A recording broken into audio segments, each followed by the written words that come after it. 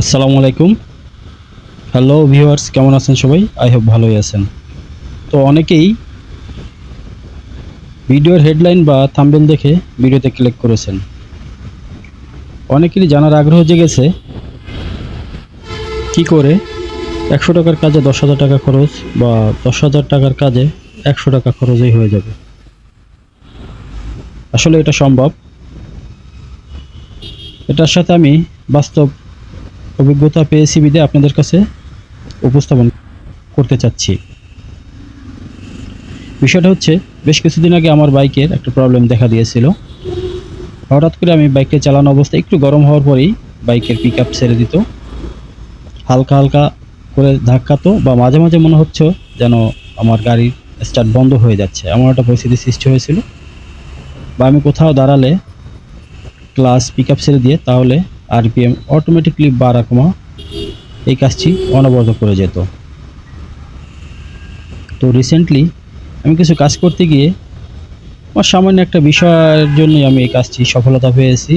আমার টার্গেট ছিল অন্য কিছু, কিন্তু আমি আসলে আমার বাইকের মূল রোগটি ধরতে পেরেছি। এই ধরনের সমস্যা নিয়ে অনেকেই বাইক মেকানিকের কাছে নিয়ে যান। তো কোনো ভালো মেকানিকের কাছে না গেলে তারা নরমালি প্রথমত আপনাকে যে কাজটি করার চেষ্টা করবে, তারা নরমালি দেখবে যে আপনার বাইকের প্লাকে কোনো সমস্যা আছে কিনা। প্লাকে সমস্যা থাকলে এই ধরনের সমস্যা হয়ে থাকে। তো নরমালি সে স্টার্ট দিয়ে দেখবে যে আপনার বাইকের প্লাকের কারেন্ট মোটামুটি আছে, আবার মাঝে মধ্যে একটু কম বেশি মারতেছে। তো সে নরমালি ভাবেই মেনে নিবে এটা যে আপনার বাইকের স্পার্ক প্লাগটি নষ্ট হয়ে গেছে।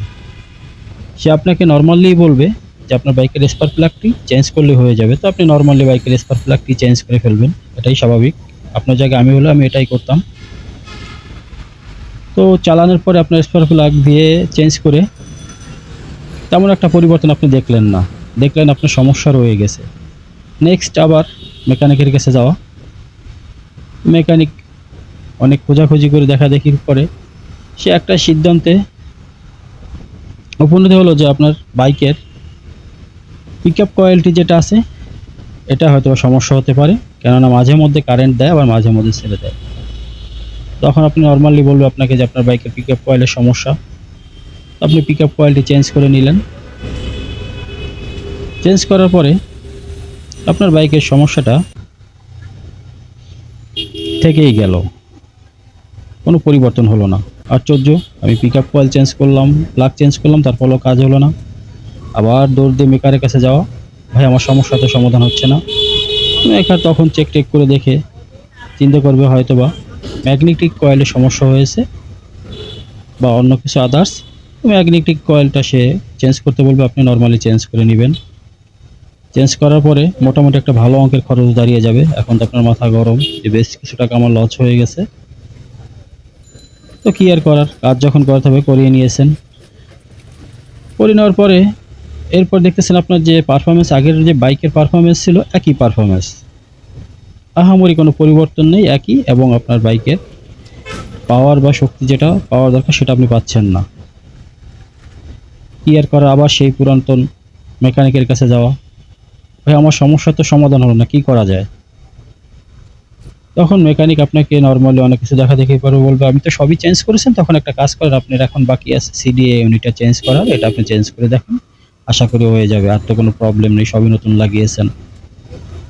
তো নরমালি আপনি সিডিএ ইউনিটটাও চেঞ্জ করে ফেললেন, কিন্তু আপনার বাইকের কোনো পরিবর্তন হলো না, ওই একই অবস্থা, যেই লাউ সেই কদু।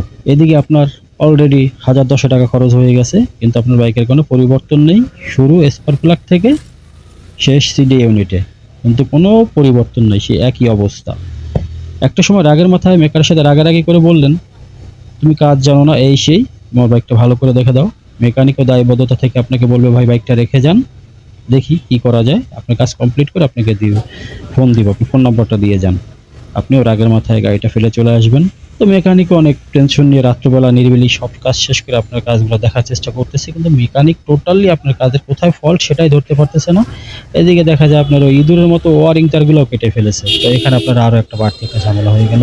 কি আর করা, নর্মালি ভাবেই আপনার মেকানিক চেষ্টা করতেছে কাজটা করার, কিন্তু কোনোভাবেই কাজটা সমাধান হচ্ছে না। মেকানিকের চেষ্টার কোনো ব্যর্থ নেই।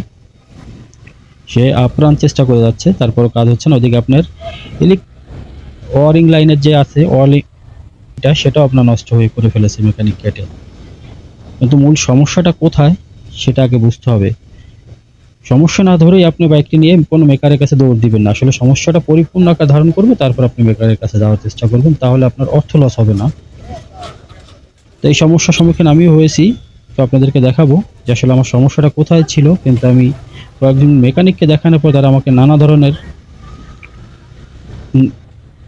নানা ধরনের কথা বলছে যে আপনার এইটা ঠিক করলে এইটা ঠিক হয়ে যাবে, এইটা চেঞ্জ করলে এটা ঠিক হয়ে যাবে।